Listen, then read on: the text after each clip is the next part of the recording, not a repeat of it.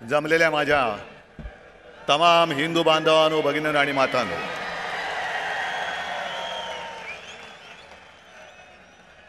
सत्तावन्न वर्ष झाली, पण आपण परंपरा थांबू दिली नाही. मोडता घालण्याचा प्रयत्न किती झाला तरी त्यांना मोडीत काढून आपली परंपरा आपण चालू ठेवली आहे आणि पुढची अनेक वर्ष ही अशीच चालू ठेवणार आहोत. सर्वप्रथम दसऱ्याच्या मी तुम्हाला सर्वांना शुभेच्छा देतो. आज दसरा आहे, शस्त्रपूजन आहे, सरस्वतीचं पूजन आहे आणि हा मेळावा त्या संस्कृतीचं एक विराट दर्शन आहे. आपला मेळावा झाल्यानंतर आपण इकडे खोकासुराचं दहन करणार आहोत. मुद्दामून एक नवीन असुर खोकासूर, रामाने रावणाचा वध केला. कशासाठी केला? कारण असं मी ऐकलंय, असं मी वाचलंय की रावण सुद्धा शिवभक्त होता.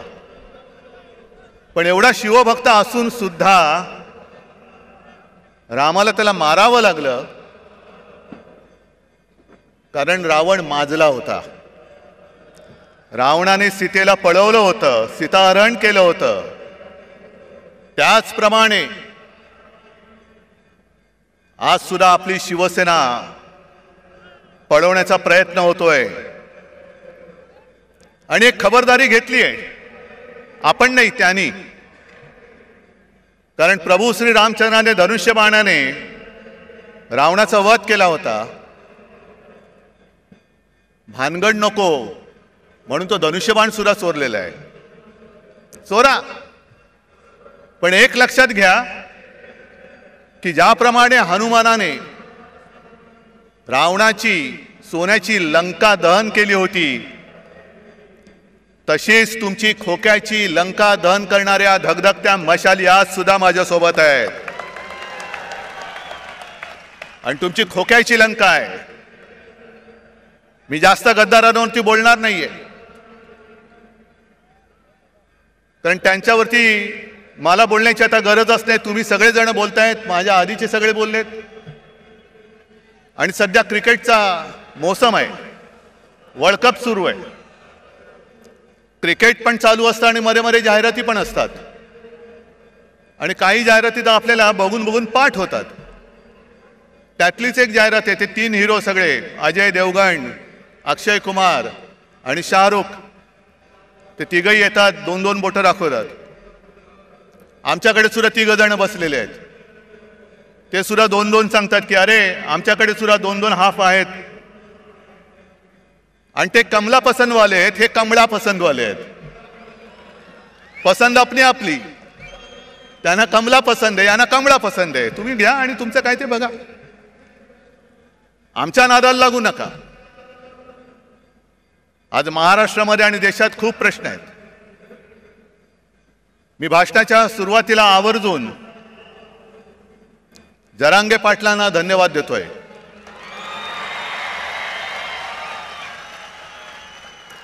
अत्यंत समजदारपणाने त्यांनी आंदोलन सुरू ठेवलेलं आहे आणि आज त्यांनी एक चांगली गोष्ट केली, धनगरांना साथ घातलेली आहे. मी ज्या वेळेला जालन्यात शांततेमध्ये हे आंदोलन सुरू होतं आणि आत्ताचं जे सरकार आहे, डायरचं सरकार, जसं जालियनवाला बागेमध्ये पोलीस घुसून त्यांनी अत्याचार केला होता, त्याचप्रमाणे आंतरवेलीमध्ये शांततेत बसलेल्या मराठा समाजाच्या आंदोलकांवरती यांनी 5वी लाठीहार केला होता. मी तत्काळ तिकडे गेलो, बघितलं. तिकडे हॉस्पिटलमध्ये गेलो. कोणाची डोकी फोडलेत, कोणावरती छरे मारलेले आहेत. पण काही काही घटना अशा घडतात की हृदयामध्ये त्या कायम घर करून राहतात. ज्या वेळेला आम्ही संभाजीनगरपासून निघालो आणि त्या ठिकाणावरती जात होतो, मध्ये जरा आम्ही थांबलो. एका घरामध्ये गेलो. घर कसलं तुम्हाला गावचं माहिती आहे, ग्रामीण भागातनं बरेच तुम्ही लोक आलेले आहात. तिन्ही सांजेची वेळ होती. मिणमिणत्या दिवा होता. मी जरा तिकडे बाथरूमला जायचं म्हणून गेलो. बाहेर आल्यानंतर त्या घरातली माऊली आणि तिची मुलगी हातामध्ये पंचारती घेऊन उभ्या होत्या. आणि मी त्यांना नमस्कार करून सांगितलं की ताई, आज ओवाळू नका, कारण फार भयानक घटना इकडे घडले. मग ताईंनी मला विचारलं, मी राखी बांधू शकते का? हृदयस्पर्शी प्रसंग होता. आणि ती माऊली मला राखी बांधत असताना तिच्या डोळ्यात पाणी आलं. म्हटलं, ताई काय झालं? ते म्हणलं, मला सुद्धा खूप मारलं बघ म्हणे, गुरावानी मारलं, हात दुखतोय माझा. म्हटलं, काय औषधोपचार केले का? ते नाही म्हणे, मी कशीबशी निसटले, पण माझी सून आणि माझा मुलगा हॉस्पिटलमध्ये. मग नंतर त्यानं सुद्धा मी भेटायला गेलो आणि त्या ताईंचा फोटो आला होता ना, तो पोलिसांची भांडत्या, तो एक निळ्या रंगाची साडी नेसली होती. माझ्यासमोर त्या ताई बेडवरती होत्या, तोंड एवढं सुजलेलं, नाक फुटलं होतं. आणि मग सोबत जे होते त्यांनी मला सांगितलं की साहेब, यांचं डोकं सुद्धा फोडून टाकले. एवढ्या निर्गुणपणात तुम्ही वागता? मी मुख्यमंत्री होतोच आणि त्याही वेळेला हा प्रश्न होताच. मराठा आंदोलन तेव्हाही सुरू होतं, पण इकडे आलेल्या आणि एकाने तरी सांगावं, कधीतरी कोणावर तरी लाठीमाराचा आदेश मी दिला होता का? मग पोलीस एवढे रानटी होऊ शकतात? तेच पोलीस आहेत, आदेशाचं पालन करणारे पोलीस आहेत. आदेशाशिवाय ते असे वेडवाकडं वागू शकत नाही. महाजालन्याचा डायर कोण आहे, कोणी आदेश दिला, काही चौकशी नाहीये. मी जरांगे पाटलांना भेटलो आणि त्यांनी मला त्या बंदुकीची एक पुंगळी दाखवली. साहेब, हे बघा, एवढी मोठी गोळी, आमच्यावरती या गोळ्या झाडल्या, अश्रूतून सोडला. आणि काश्मीरमध्ये दंगेखोरांवरती ज्या छऱ्याच्या बंदुका वापरतात, त्या छऱ्याच्या बंदुका वापरल्या. कोणाच्या गालात गेलेला छऱ्याच्या, कोणाच्या डोक्यात गेलेला. काय करणार? काय कुठे चाललो होतो आपण? गद्दारांना म्हणा, तुमच्यात हिंमत असेल तर हा प्रश्न सोडून दाखवा. हे खरे बाळासाहेबांचे विचार आहेत. द्या मराठी माणसाला न्याय द्या, मराठा समाजाला न्याय द्या.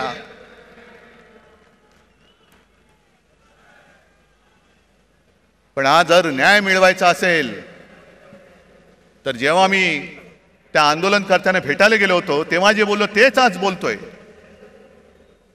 हा विषय सोडवायचा असेल तर तो इथे सुटणारा नाहीये, हा लोकसभेमध्ये सोडवावा लागेल. आणि आम्हाला असं वाटलं होतं, नवे आमचा आग्रह होता की ऐन गणपतीच्या दिवसांमध्ये जे खास अधिवेशन घेतलं गेलं होतं, त्या अधिवेशनामध्ये संसदेला तो अधिकार आहे, न्यायालयाचा निर्णय फिरवण्याचा अधिकार आहे. ज्याप्रमाणे दिल्लीचा निर्णय, संपूर्ण बदल्यांचे अधिकार, कोर्टाने दिलेला निर्णय यांनी 5वी बहुमताच्या जोरावरती जसा वळवला होता, तसाच सगळ्यांना न्याय देणारा निर्णय तुम्ही संसदेत घ्या. घ्या, मराठा समाजाला घ्या, धनगरांना घ्या, ओबीसीना घ्या, किती जाती असतील, किती वंचित असतील. कारण जे शिवसेना प्रमुखांचं वाक्य होतं की जातीला पोट असतं पण पोटाला जात लावू नका.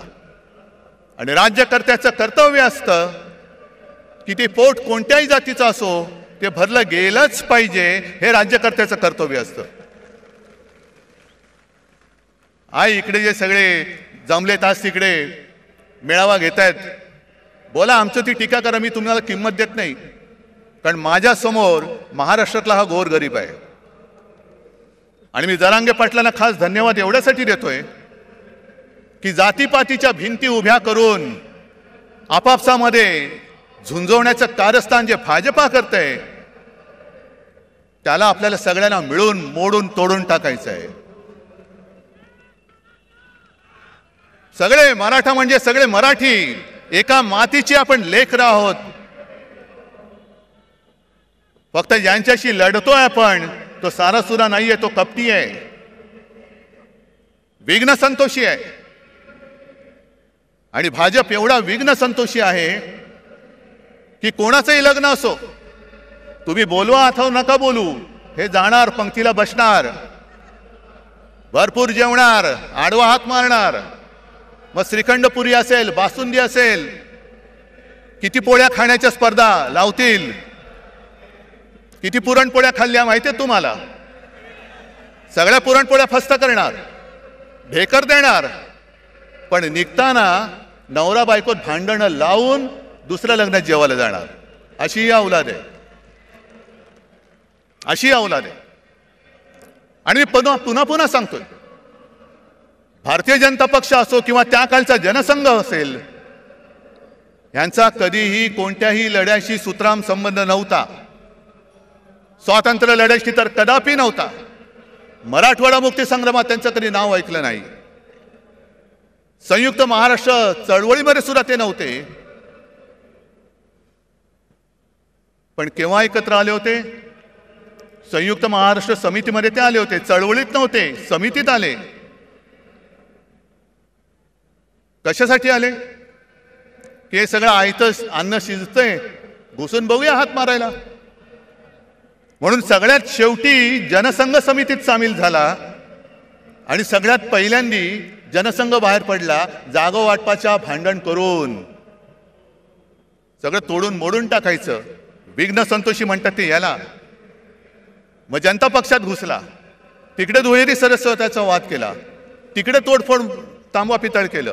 मग शिवसेनेसोबत आले, तिकडे अकाली दलाबरोबर गेले, कधी नितीश बरोबर, कधी यांच्या बरोबर, कधी त्यांच्या बरोबर, गोव्यात मगो पक्षाबरोबर. हे औलादी लक्षणीची जी पार्टी आहे, हे जिथे जाते तिथे सत्यानाश करते. म्हणून मी जरांगे पाटलांना सांगतो की पहिले यांच्यापासून सावध राहा, पहिले यांच्यापासून सावध राहा. आज सुद्धा त्यांनी जे काही केलंय, हा भगवा इकडे डौलाने फडकतोय, मानाने फडकतोय, पण त्या भगव्यामध्ये दुही तो जो आला होता ना पानिपतचा अब्दाली, त्यांनी हेच केलं होतं. दुहीची बीज पेरायची, भांडणं लावायची, आणि त्या भांडणामध्ये जे खरे प्रश्न आहेत, मग ती बेकारी असेल, महागाई असेल, आणखीन काही असेल, त्याच्याकडे कोणाचं लक्ष जाता कामा नये. तुमच्या चुली पेटवण्यापेक्षा तुमची घरदारं आम्ही पेटवतो आणि पुन्हा तुमचे रक्षण करते म्हणून तुमच्या पेटत्या घरांच्या होळीवर आम्ही आमची पोळी भाजतो. हे आता उघड उघड दिसतंय, उघड दिसतंय. दुसरा आता जवळपास 1 वर्ष होऊन गेलं. आपण सुप्रीम कोर्टात गेलेलो आहोत अपात्रतेच्या निर्णयासाठी. केस तारखेवरती तारीख, तारखेवरती तारीख. काय करायचं तेच कळत नाही. कारण सर्वोच्च न्यायालय प्रत्येक वेळेला कानफट फोडतंय यांचं लवादाचं, पण निर्लज्जम सरासुखी कानफट फोडलं तरी गाल सोडत सांगतात की आम्ही आमचं टाइम टेबल सादर करू. ठीक आहे, तुम्ही तुमचं टाइम टेबल द्यायचं तेव्हा द्या, पण एक लक्षात घ्या, मी कोणाचाही अपमान करू इच्छित नाही. न्यायाधीश न्यायमूर्तींचा तर करूच शकत नाही. पण ज्या पद्धतीने हे सगळं चाललेलं आहे ते बघितल्यानंतर एक विनोद नक्की माझ्या लक्षात येतो. आणि तो विनोद म्हणजे असा आहे की एकदा भरल्या कोर्टात न्यायमूर्ती बसलेले असतात आणि केस चालू असतात. कोणाला तारीख दे, कोणाचा निर्णय दे, कोणाचं हिअरिंग घे. आणि मग त्या सोबत कोण असतो त्याला विचारतात, चल पुढची केस कोणती आहे? मग तो सांगतो, साहेब एका 20 वर्षाच्या मुलीची छेड काढलेल्याची ही केस आहे. आता मुलीची छेड काढले म्हटल्यानंतर कोणी चिडणार? बोलवा त्याला, आणा समोर. आणि त्या आरोपीच्या पिंजऱ्यात एक आजोबा काठी टेकत टेकत टेकत येतात. ते न्यायाधीशांचं डोकं आणखीन फिरतं. तुम्हाला लाज नाही वाटत? आजोबा झालात, काठी टेकत चालता आणि 20 वर्षाच्या मुलीची छेड काढता, शरम नाही वाटत? त्या आजोबा शांतपणाने न्यायाधीशाकडे बघतात आणि सांगतात, न्यायाधीश महाराज, जेव्हा ही घटना घडली तेव्हा मी सुद्धा 20च वर्षाचा होतो. काय कळलं? म्हणजे 20 वर्षाच्या असताना ती घटना घडली. आता ते आजोबा झाले, जिची छेड काढली होती ती सुद्धा आजी झाली, पण केस चालू आहे, केस चालू आहे. केस नाही थांबणार, तारीख पे तारीख, तारीख पे तारीख. आता माझं स्पष्ट म्हणणं असं आहे, ठीक आहे, तुम्ही आम्ही केलेल्या अपात्रतेचा निर्णय जेव्हा लावायचा तेव्हा लावा, 20 वर्षानंतर लावा, 50 वर्षानंतर लावा. पण आज संपूर्ण देश बघतोय, संपूर्ण जग बघतोय तो केवळ अपात्रतेच्या निर्णयाकडे बघत नाहीये, तर या आपल्या हिंदुस्थानामध्ये, या आपल्या भारतामध्ये सर्वोच्च न्यायालय म्हणून जे काही आहे त्याला हा लवाद जुमानत नसेल तर सर्वोच्च न्यायालयाचं अस्तित्व राहणार आहे की नाही? या देशात डॉक्टर बाबासाहेब आंबेडकरांनी घटना तिचं अस्तित्व शिल्लक राहणार आहे की नाही? आणि सगळ्यात महत्वाचं म्हणजे अनेक क्रांतिकारकांनी आणि अनेक योद्ध्यांनी रक्त सांडून, बलिदान देऊन, त्याग करून जी आपली भारत माता स्वतंत्र केली, त्या भारत मातेची लोकशाही ही टिकणार आहे की नाही ह्याच्याकडे आमचं लक्ष आहे.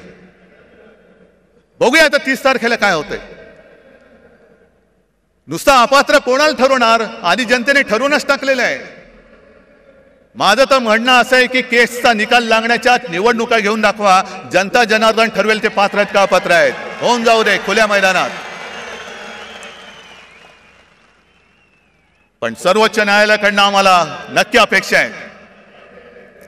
मध्ये आपले माननीय पंतप्रधान मोदी जे बोलले घराणेशाही घराणेशाही, होय मी घराणेशाहीचा पाईक आहे, कारण मला माझ्या घराण्याचा अभिमान आहे, मला माझ्या आई वडिलांचा अभिमान आहे, आजोबांचा अभिमान आहे आणि सर्व पूर्वजांचा अभिमान आहे. जो कुटुंब व्यवस्था मानत नाही त्यांनी दुसऱ्याच्या घराण्याबद्दल बोलू नये. पहिले कुटुंब व्यवस्था मान आणि मग हिंदुत्वाचं बोल. कारण कुटुंब व्यवस्था हा हिंदू संस्कृतीचा एक पाया आहे. तोच जर तुम्हाला मान्य नसेल तर तुम्ही आमच्यावरती बोलणारे कोण आहात? तुम्हाला काही अधिकार नाहीये. ज्याप्रमाणे मी कोरोनाच्या काळामध्ये माझे कुटुंब, माझी जबाबदारी, सर्व महाराष्ट्र मी माझं कुटुंब मानून माझ्या परीने मी काम केलं, म्हणून मला अभिमान आहे की कोणाच्याही नशिबात नाही ते एक नातं कुटुंब प्रमुख म्हणून मला महाराष्ट्राच्या जनमानसामध्ये स्थान मिळालं. मला अभिमान आहे त्याचा. बरं, घराणेशाहीला विरोध करायचा ना, करा, जरूर करा. पण घराणेशाहीला विरोध करताना आम्ही पोचलेली घराणेशाही तुम्ही डोक्यावरती बसवताय ती पहिली खाली करा. बाप मंत्री, मुलगा आमदार, मुलगा खासदार, हे सगळे जे काय चाललंय ते पहिलं करा. असं काही नाही की सगळीच घराणी काही चांगली असतात, सगळीच घराणी काही वाईट असतात. घराण्याची सुद्धा एक परंपरा असते, घराण्याचे संस्कार असतात. कोण कोणत्या घराण्यातल्या त्याच्याप्रमाणे त्याची ओळख ठरते. ज्याप्रमाणे जर तुम्ही घराणेशाही बघायला गेला, डॉक्टरचा मुलगा डॉक्टर होतो, आम्ही सुद्धा घराणेशाही, घराण्याची परंपरा जपणारे आहोत. त्याचप्रमाणे आणखीन एक घराणेशाही नाही पण घराण्याची परंपरा मी आवर्जून सांगेन, ती म्हणजे आपले सर्वोच्च न्यायालयाचे सरन्यायाधीश चंद्रचूड साहेब. स्वतःच्या कर्तृत्वाने बसलेत, पण त्यांचे वडील सुद्धा सरन्यायाधीश होते आणि कडक होते, कणखर होते. शेवटी इतिहासामध्ये आपली नोंद काय होणार आहे हे प्रत्येकाने खबरदारी घ्यायची. कोणासमोरही न झुकणारा म्हणून माझी नोंद व्हायला पाहिजे की सत्ताधाऱ्यांचे बूट चाटणारा, हे प्रत्येकाने ठरवायचंय. मग जशी घराणेशाहीची परंपरा आहे तशीच काही नावं अशी आहेत ज्यांच्या घराण्याचा आता पताच माहिती नाहीये पण तरी सत्ताधीश झाले. फरक बघाय तुम्ही. हिटलरचे वडील माहिती आहेत कोणाला? हिटलर काय घराणेशाहीतला होता? सद्दाम हुसेन काय घराणेशाहीतला होता? पुतीन काय घराणेशाहीतला आहे? गदाफी काय घराणेशाहीचा आहे? मुसोलिनी, स्टालिन, कोणाची घराणी माहिती आहेत? पण हाही धोका विसरू नका की ज्याचा काही आगापिछा नाही, त्याच्या हातामध्ये जर का देश दिला तर काय होऊ शकतं त्याचं अत्यंत वाईट उदाहरण हे जर्मनी आहे. हे जर्मनी आहे. असाच उदय झाला, लोक पागल झाली, अंधभक्त झाली आणि आज त्याने जे काही बहुमत मिळाले हे बहुमत तर काहीच नाही. जवळपास 95, 97, 98% त्यावेळेला हिटलरला बहुमत मिळालं होतं विकासाच्याच नावावर. काय केलं त्यांनी? आज जाऊन जर का विचारलं तर जर्मन लोकांना लाज वाटते की त्यांच्या देशामध्ये हिटलर होऊन गेला म्हणून. मग तुम्ही ठरवायचंय की ज्याच्या घराण्याचा आगापिछा माहिती असा निवडायचा की कोणाचा कशाला पत्ता नाही, आज दिसे उद्या गायब. तुमचं मरण तुम्ही पत्करा. मी माझी वाट लावून काम केलं, मला आनंद झाला तुमची वाट लागली, आता मी झोळी लावून चाललो. तुम्ही बसा रिकामी कटोरी घेऊन. आणि हे जर का टाळायचं असेल तर आज माझं ठाम मत आहे, एक काळ जरूर होता की कदाचित याच व्यासपीठावरून हिंदू हृदय सम्राट बोलले होते की देशाला एका मजबूत सरकारची गरज आहे. मजबूत सरकार आपण बघितलं, 9 वर्ष पाहिलं. म्हणजे मला आज सुद्धा आठवत आहे की 14 साली ज्या वेळेला प्रणवदा राष्ट्रपती होते तेव्हा आम्ही सगळे आता वेडगळच आम्ही गेलो होतो सगळे पक्ष मिळून आणि आम्ही सांगितलं की आमचा नेता नरेंद्र मोदी. मग प्रणव मुखर्जी खुश झाले, आम्हाला म्हणाले 25-30 वर्षानंतर एका पार्टीचं सरकार आलं, आता देशामध्ये स्थैर्य येईल. काय आले तुम्ही सांगा? आले स्थैर्य? काय तुमचे प्रश्न सुटलेत? आणि म्हणून मला आज असं वाटतं की सरकार तर बदललं पाहिजेच, पण आता जे सरकार आणायचं आहे हे सरकार मजबूत जरी असलं तरी एका पक्षाचं बहुमत असलेलं पाशवी सरकार नको, अजिबात नको. जेव्हा खुर्ची थोडीशी डगमगीत असते तेव्हा देश मजबूत होतो. नरसिंहरावांनी चांगलं काम केलं, मनमोहन सिंगांनी केलं, अटलजींनी सुद्धा केलं. सगळ्यांना सोबत घेऊन चालणारं सरकार पाहिजे, मिलीजुली सरकार आज पाहिजे आपल्याला. कारण यांचं जे सगळं चाललंय, मी मागेच बोललो होतो की हिंदुत्वाचा बुरखा फाटल्यानंतर आतमधल्यांचा बिभत्स किळसवाणा चेहरा, भेसूर चेहरा आता आम्हाला दिसायला लागलेला आहे. जे काय एक स्वप्न दाखवलं होतं 2014 साली, आणि त्यांचीच भाषणं आहेत. पेट्रोल का दाम ऊपर गया की नीचे, गैस का दाम ऊपर गया कि नीचे, डॉलर ऊपर गया, रुपया ऊपर गया कि नीचे. मग काढा, सगळ्या गोष्टी काढा. जे मी तुम्हाला सांगितलेलं आहे होऊन जाऊ दे चर्चा म्हणून गावागावात जाऊन ह्या सगळ्या गोष्टी समजावून सांगा, समजावून सांगा. पण आज सगळं काही त्यांनी गुंडाळून ठेवलेलं आहे. माझ्या आधीचे सगळे वक्त्यांनी एक एक समाचार घेतलेलाच आहे. मी संजय राऊतांचं भाषण ऐकत होतो, भ्रष्टाचारावरती कडाडून बोलले. संजय काळजी करू नका, उद्या आपलं सरकार येणार आहे, नक्की आणणार म्हणजे आणणारच. आणि आज जे दमदाट्या करतायत त्यांना सुद्धा सांगून ठेवतोय की तुम्ही आमच्या लोकांना जो त्रास देताय तो त्रास बंद नाही झाला तर सरकार आणल्यानंतर तुम्हाला सुद्धा आम्ही उलटे टांगल्याशिवाय राहणार नाही. उलटे टांगू तुम्हाला. मी सर्व शासकीय अधिकाऱ्यांना पण सांगतोय, जो एक फतवा माझ्या पाहण्यात आला, आयकर अधिकाऱ्यांना आता फतवा गेलेला आहे की सरकारच्या प्रचाराची रथयात्रा काढा. का हो, तुम्ही सगळे घेताय ना, सगळे भाडोत्री माणसं गोळा करताय. त्या भाडोत्री माणसामध्ये कोणी मर्द नाही, स्पष्ट आहे. कारण मर्द कधी विकला जात नाही, मर्द कधी विकत घेता येऊ शकत नाही. आणि मर्दपणा तर रक्तामध्ये असावा लागतो. लाचारी असणारे कधी मर्द होऊ शकत नाही.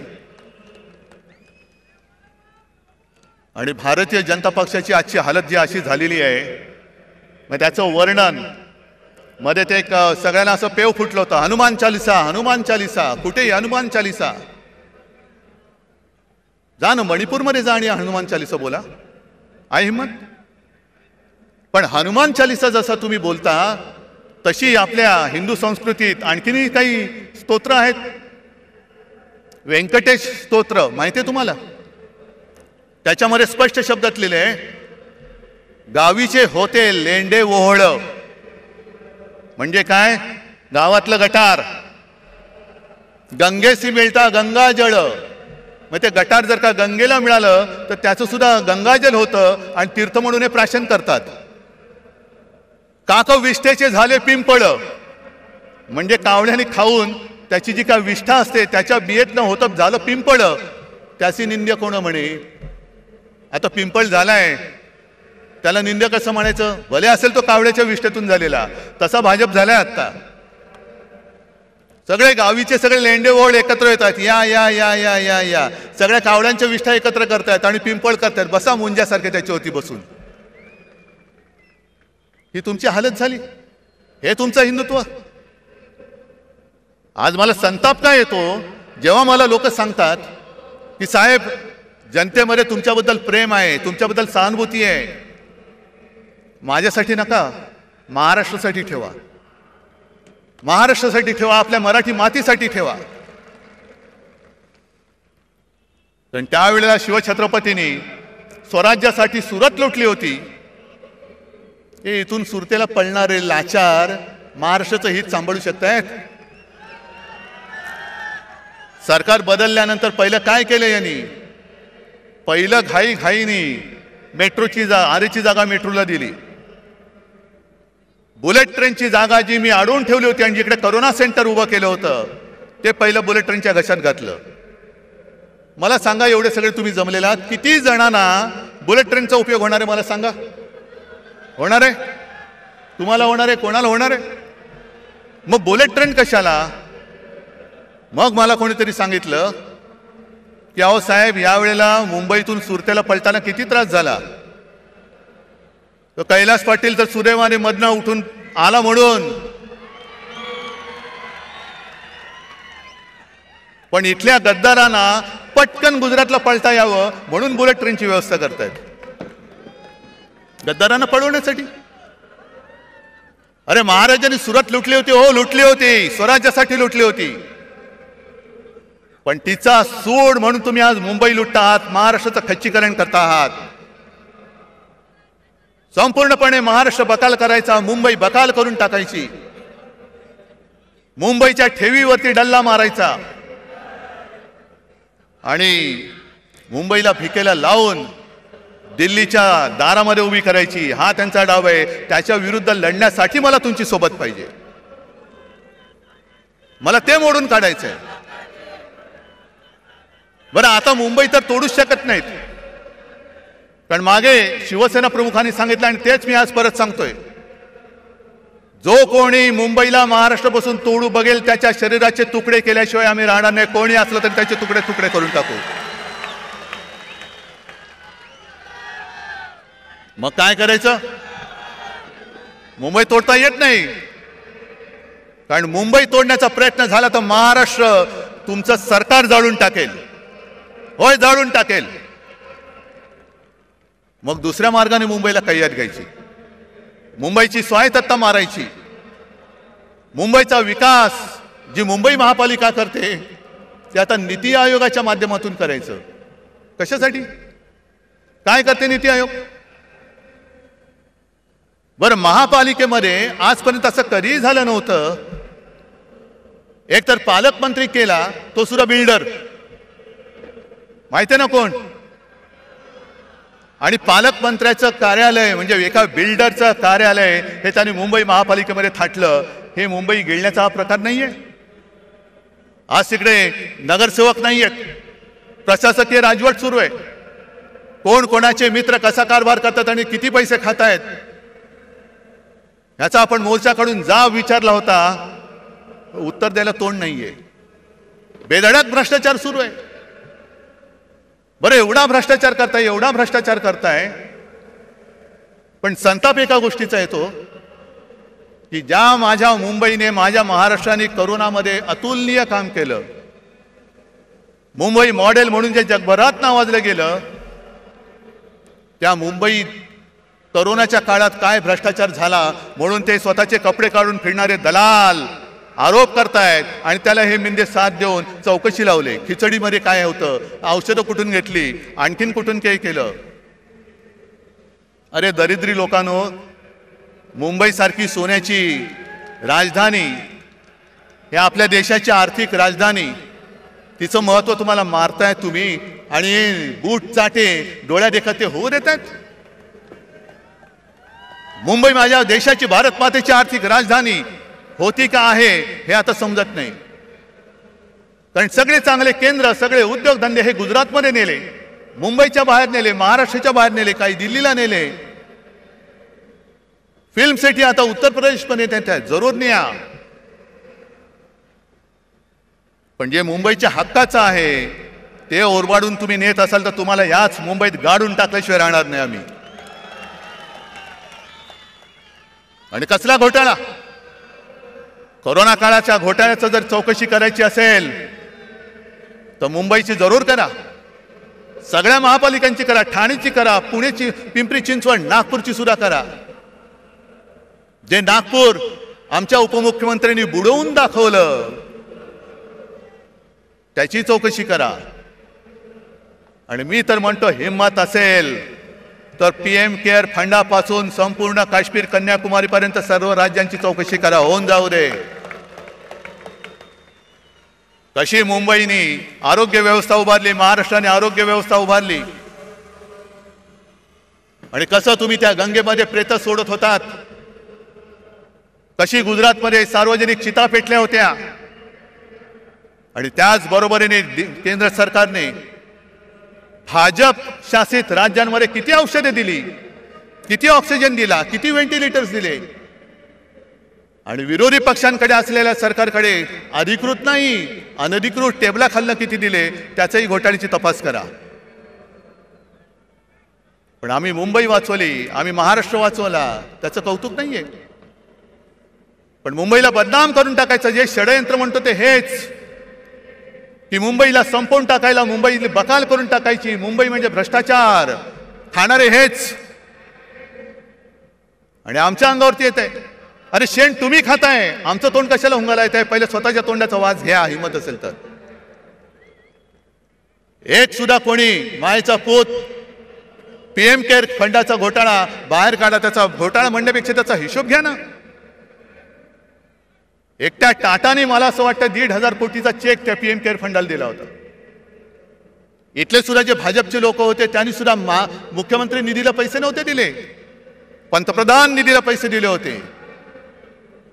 हा एवढा तुम्ही भेदभाव करून सुद्धा तुम्ही त्याचा तो पैसा, हा जनतेचा पैसा, त्याचा हिशोब जनतेला द्यायला नको. आणि आज संपूर्णपणे जो कारभार सुरू आहे, आरोग्य यंत्रणेचे कसे काय 3-13 वाजलेत बघा.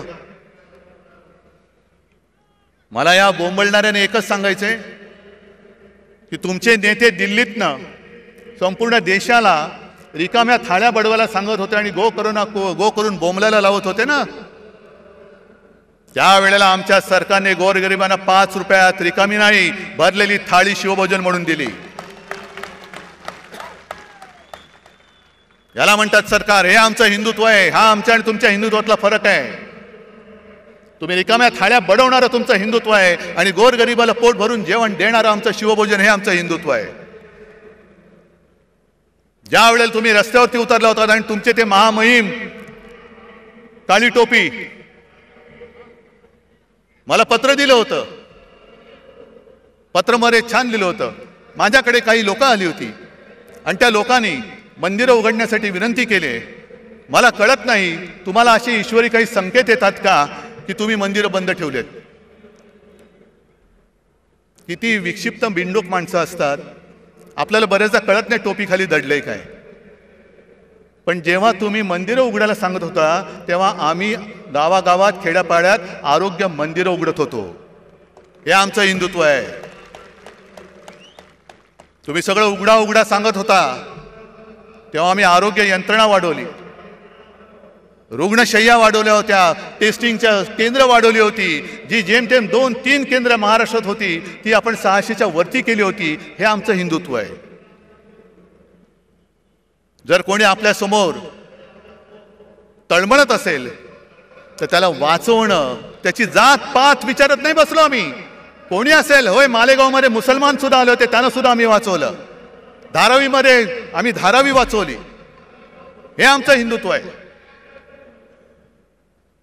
पण मुंबईचा जो धोका आहे, मी मगाशी तुम्हाला सांगत होतो तो, की आता धारावी सुद्धा गिळायला निघालेत. इथे आली असतील काही धारावीची लोक. धारावीचा विषय मी स्वतंत्रपणे धारावीत येऊन घेणार आहे.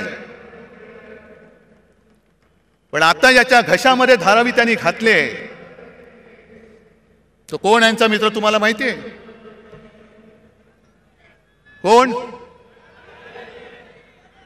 मला माहित नाही. मी अडाणी आहे बाबा, मला काय कळत नाही. तुम्हाला काय कळतंय?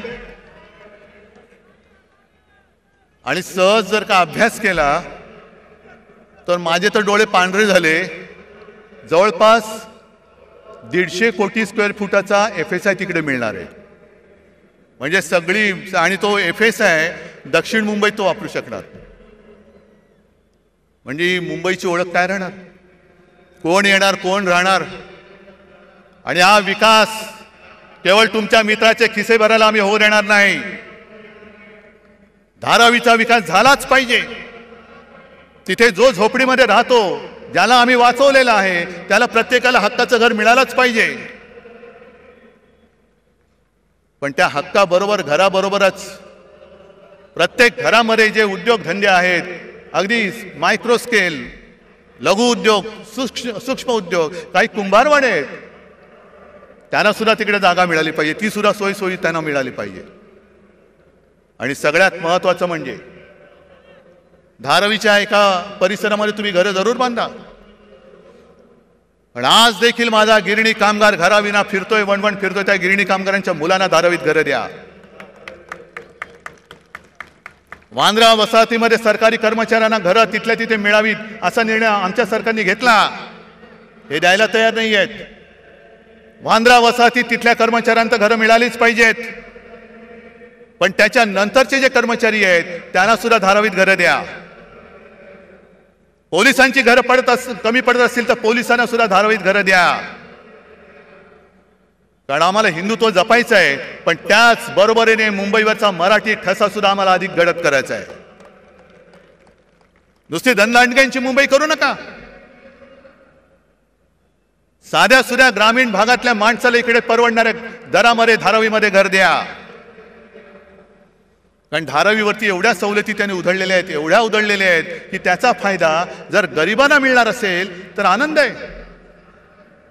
पण तो जर का तुमच्या मित्राच्या खिशात जाणार असेल तर मात्र आम्ही तो जाऊ देणार नाही. आणि मुंबई काय धारावी सुद्धा त्याला गिळू देणार नाही हा निश्चय करून आम्ही रस्त्यावरती उतरू.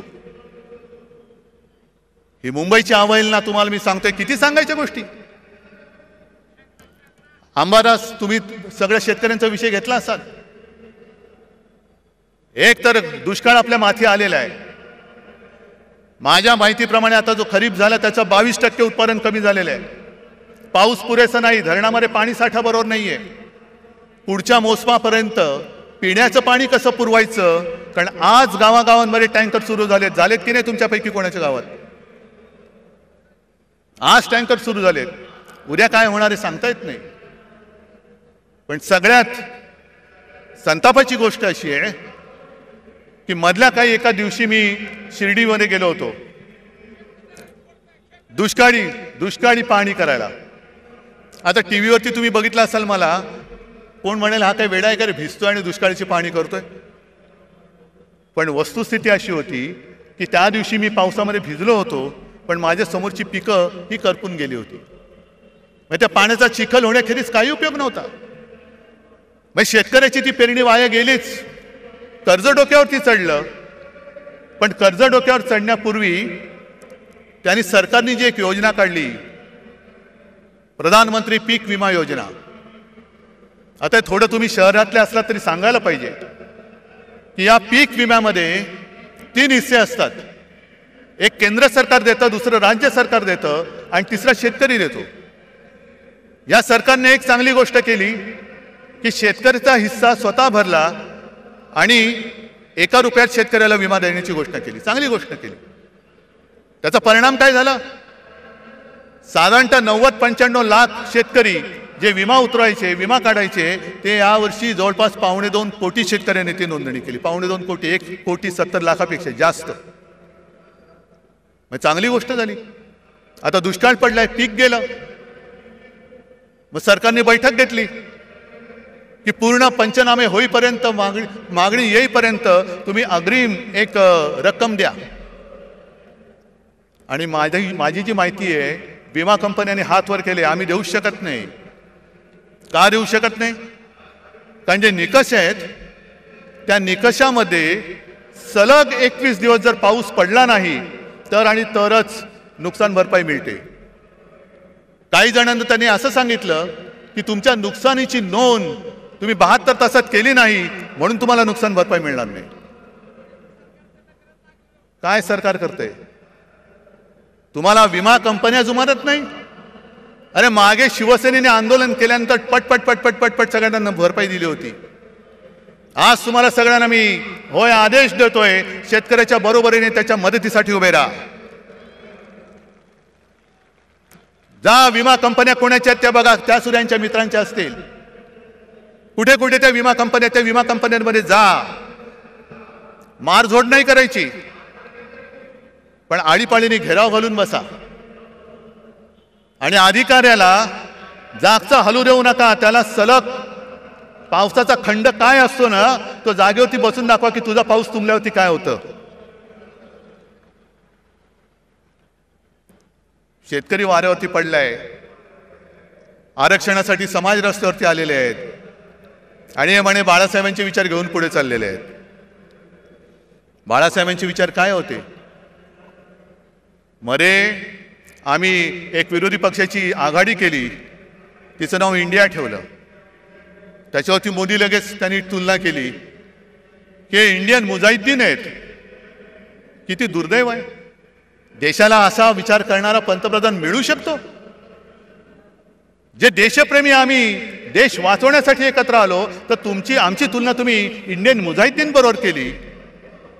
पण जे शिवसेना प्रमुख सांगत होते की जोपर्यंत हे पाकडे माझ्या देशात घुसखोरी करायचं थांबवत नाही, तोपर्यंत मी माझ्या भूमीवरती हिंदुस्थान पाकिस्तान क्रिकेट होऊ देणार नाही.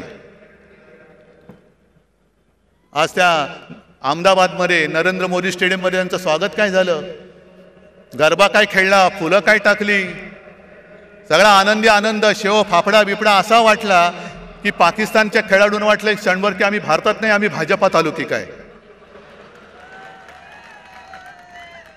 आम्ही भाजपात आलो की काय. काय हे बरं, आमच्यावरती टीका करताना इंडिया म्हणून जरूर करा. आम्ही तुमच्यावरती करतो, तुम्ही आमच्यावरती करा. पण तुम्ही आमची तुलना देशद्रोह्यांशी करणार असाल आणि स्वतः देशांच्या शत्रूंबरोबर क्रिकेट खेळणार असाल, तर आमच्यापेक्षा जास्त देशद्रोही तुम्ही आहात. आज सुद्धा तो कुलभूषण जाधव तुरुंगामध्ये पाकिस्तानच्या तुरुंगात चढतोय. कोणाला आठवण आहे? 4 दिवसापूर्वी सीमेवरती पाकिस्तानच्या सैन्याने गोळीबार केला, शस्त्रसंधी मोडली आणि 2 जवान आपले घायाळ झाले. खेळा, क्रिकेट खेळा. तिकडे अग्निवीर सीमेवरती गेला, वाऱ्यावरती सोडला. आज मराठा आंदोलनामध्ये आत्महत्या होत आहेत, वाऱ्यावरती सोडतायत. मला आज सगळ्यांना एक आवाहन करायचंय, शेतकऱ्यांना करायचंय, मराठ्यांना करायचंय, ओबीसीना करायचंय, धनगरांना करायचंय. सगळे जे या त्यांच्या न्याय हक्कापासून वंचित आहे, त्यांना मी हात जोडून नम्र विनंती करतो की बाबांनो, आत्महत्या करू नका. कारण उद्या तर आपला हा लढा आपल्याला लढावाच लागेल, जिंकावाच लागेल. आरक्षण नक्की मिळेल, पण तेव्हा जर का तुम्ही नसला तर तुमच्या कुटुंबाचं रक्षण कोण करणार हा विचार करा. आणि तुमचा सोन्यासारखा जीव यांच्या नादान सरकारपायी असा देऊ नका. आणि हा सगळा भोंगळ कारभार बघितल्यानंतर कुठे औषधं नाहीत, औषधी खरेदी नाही, काही नाही. सरकारी रुग्णालयात रुग्ण मरतायत. आता कोणतरी बोललं खेकडे धरणं फोडतायत. आणि हे खेकडे राज्याचे आरोग्यमंत्री हे काय करणार? म्हणजे मध्ये मी जी काय बातमी वाचली, आता टेंडर शिवाय औषध खरेदी करणार आणि तुम्ही आमच्या औषध खरेदीची चौकशी करणार. वा, म्हणजे हे खेकडा मंत्री असे आहेत की हाफकिन नावाची संस्था हे त्यांना माहिती नाहीये. कोण आहे तो हाफकिन? बोलून घ्या त्याला. कशाला? काय दलाली खायचे? म्हणजे असे सगळे नादान आणि ओंगळ अनागोंदी कारभार बघितल्यानंतर मला या गद्दारांचं काही कोड कौतुक नाहीये. ते त्यांच्या कर्माने जाणार आहेत. कपाळावरती आयुष्यभर पुढच्या सगळ्या पिढ्यांमध्ये गद्दार म्हणून एक शिक्का कायमचा लागलेला आहे. तो किती घासू म्हटलं, कोणताही साबण लावा, तो पुसला जाणार नाहीये. आणि म्हणून तुम्हाला सगळ्यांना एकच विनंती करतो, कारण आपण छत्रपती शिवाजी महाराजांची मावळे झालो तरी खूप झालं. पण एका गोष्टीमध्ये आपण नशीबवान आहोत की तो मोगली वरवंटा तोडून मोडून टाकणारं ते शिवतेज आपल्या महाराष्ट्राच्या मातीमध्ये जन्माला आलं. त्या मातीत आपला जन्म झालेला आहे, हे लक्षात ठेवा. त्याचा भुसा तुम्ही पाडा,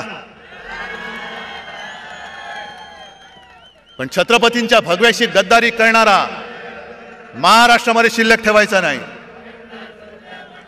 आणि आमचं हिंदुत्व हे राष्ट्रीयत्व आहे. आमचं हिंदुत्व हे राष्ट्रीयत्व आहे. जो कोणी या देशासाठी मरायला तयार आहे, देश वाचवायला तयार आहे, तो जातीपाती धर्माने कोणी असला तरी तो आमचा आहे, आमचा हिंदू आहे. आणि कोणीही असो, जो जातपात धर्माने कोणी असला आणि देशाच्या मुळावर आलेला असला, अधिक तुरुलकर असला तरी देखील तो देशद्रोही आहे. तो देशद्रोही आहे. मला अजूनही कळलेलं नाही आहे. जरा थांबा ना. आहे, थांब. मला अजूनही कळलेलं नाही त्या कुरुलकर बद्दल संघाची भूमिका काय आणि भारतीय जनता पक्षाची भूमिका काय. जर त्यांनी आपली गुपितं पाकिस्तानला दिली असतील तर तो मराठी असो, हिंदू असो, कोणी असला तरी त्याला फासावरती, जर गुन्हा सिद्ध झाला तर फासावर दिला गेलं पाहिजे. कारण आमच्यासाठी, मी परत सांगतो, आमचं हिंदुत्व हे राष्ट्रीयत्व आहे. आमचं हिंदुत्व परत सांगतो, शेंडी, जानवेशी आणि घंटेशी जोडलेलं नाही, ते या देशाच्या मातीशी जोडलेलं आहे. म्हणजे देश वाचला तर महाराष्ट्र वाचेल, आणि महाराष्ट्र वाचला तर देश वाचेल. आणि महाराष्ट्र वाचवणारे सगळे जवान, सैनिक माझ्यासमोर, माझ्यासोबत बसलेले आहेत. सेनापती बापट जे बोलले होते त्याचा अर्थ आता कळतोय. माहिती आहे ना, त्यातली एक ओळ महत्वाची आहे. ज्या 4 ओळी आहेत, महाराष्ट्र मेला तरी राष्ट्र मेले. म्हणजे महाराष्ट्र खतम झाला तर राष्ट्र खतम. मराठा विना राष्ट्र गाडा न चाले. मराठा म्हणजे महाराष्ट्रातले सगळे मराठी, त्यांच्या विना राष्ट्राचा गाडा चालू शकत नाही. खरा वीर वैरी पराधीनतेचा, हे यांच्यासारखे बुटचाटे नाहीत वैरी.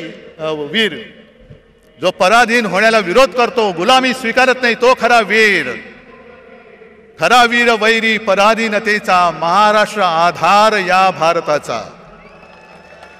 आज संपूर्ण भारत आपल्याकडे बघतोय. अरे त्यावेळेला सुद्धा असाच अंधकार पसरला होता. घरदारं फुटत होती, देवांचे राख रांगोळ्या होत होत्या. आणि तेव्हा ही एक मशाल छत्रपती शिवाजी महाराजांची भगवा घेऊन संपूर्ण त्यांनी त्या मोगलांना टक्कर दिलेली. वाघ नख जरूर आणा, पण त्या नखाच्या मागे वाघ नसेल आणि मुनगट्टीवर असतील तर त्या वाघ नखाला काय अर्थ नाहीये.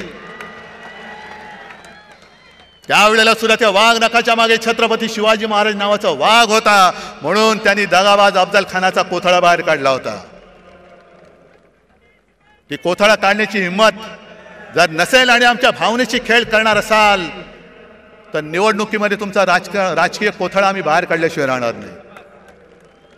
आम्ही काढू बाहेर. भावनांशी खेळ करू नका. जर खरोखर पुराव्यानिशी ती छत्रपती शिवाजी महाराजांनी अफजल खानाला मारताना वापरलेली वाघनखं असतील तर ती भाड्याने नका आणू. इतर लोकांसारखी.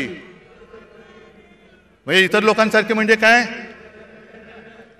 की एक पोरगा स्वतः बापाला सांगतो की बाबा मला आता शिक्षण शाळावर काही जमत नाही, मग नाही मी भाजपात जाणार, तिकीट घेणार आणि देशाची. तो बाप म्हणतो थांब जरा, तुला काय झालं, हे तुला काही येडलं का नाही का, तुला असं करू नको. पहिला तू शिवसेनेत जा किंवा काँग्रेसमध्ये जा, राष्ट्रवादीत जा, दुसऱ्या कोणत्याही पक्षात जा, जरा नाव कमव. नाव कमवल्यानंतर काहीतरी गडबड घोटाळा कर, मग भाजपला तुला घेतील आणि तुला मंत्री करतील.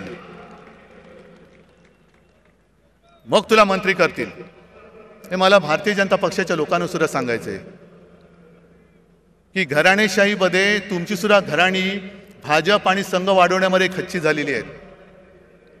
आज जर का तुमच्या घराण्याच्या त्यागाला काही किंमत मिळणार नसेल आणि नुसतं उपऱ्यांच्या सतरंज्या काढण्याचं घालण्याचं काम तुम्हाला करायचं असेल तर हाच भाजप, हाच संघ तुम्हाला तरी अपेक्षित होता का. नुसतं सतरंज्या घालताय. आणि म्हणून हा भावनेशी खेळ आता बस झाला. आपल्याला आता महाराष्ट्र संपूर्ण हिंदुत्वाबरोबर मराठी माणसाची एकजूट, जे शिवसेना प्रमुखांचं पहिलं वाक्य होतं 96 कोळी 92 कोळी, मराठा मराठे तर 96 कोळी 92 कोळी. स्पृश्य अस्पृश्य कोळी आगरी हे सगळे भेदाभेद गाडून मराठी माणसाची भक्कम एकजूट बांधा. त्या एकजुटीच्या हातामध्ये शिवरायाचा आणि हिंदुत्वाचा पवित्र भगवा आपल्याला घट्ट धरायचा आहे. आणि म्हणून परत एकदा एकच सांगतो की आता या गद्दारांकडे दुर्लक्ष करा. आज सुद्धा अनेक जणांना फोन येत आहेत आणि परत सांगतो, ज्याला इमान विकायचं असेल सरळ इमान विकून मोकळे व्हा. जा तिकडे, माझ्याकडे एवढे वाघ बसले असताना मला नादान आणि भ्याडांची गरज नाहीये. आणि सरकारला मी आव्हान देतो, सुप्रीम कोर्टाचा निकाल लागेल तेव्हा लागेल, पण जर तुमच्यामध्ये हिंमत असेल तर मुंबई महापालिकेसह लोकसभा आणि विधानसभा सुद्धा घेऊन दाखवा. आमची तयारी आहे. दाखवून द्या. आम्ही जनतेच्या कोर्टात येतो. जो जनता निकाल देईल तो आम्हाला मान्य आहे, तो आम्हाला मान्य आहे. पण याची खात्री तुम्हाला आहे की जर का जनतेच्या कोर्टात गेलो तर इकडे तारीख पे तारीख नाही, एक गाव दोन तुकडे एका फटक्यात घरी पाठवतील लोक तुम्हाला. आणि त्याला घाबरलेत म्हणून यांनी युनिव्हर्सिटीच्या निवडणुका सुद्धा पुढे ढकलून टाकल्या. असं हे सगळं घाबरट सरकार फक्त महाराष्ट्राची आणि देशाची वाट लावते. ती वाट आणखीन लागू नये म्हणून जिथे जिथे आपल्याला शक्य होईल तिथे तिथे यांचा पाडाव आपल्याला करावाच लागेल. करणार? जरा तुमच्या हाताच्या मशाली दाखवणार? हे हात नाहीत, या मशाली आहेत. आणि या मशाली केवळ ह्या नादान महाराष्ट्र सरकारचंच नाही तर हुकुमशाही आणणाऱ्या दिल्ली सरकारचं सुद्धा तख्त जाळून भस्म केल्याशिवाय राहणार नाही. हा एक आत्मविश्वास बाळगून आपली रजा घेतो. जय हिंद, जय महाराष्ट्र.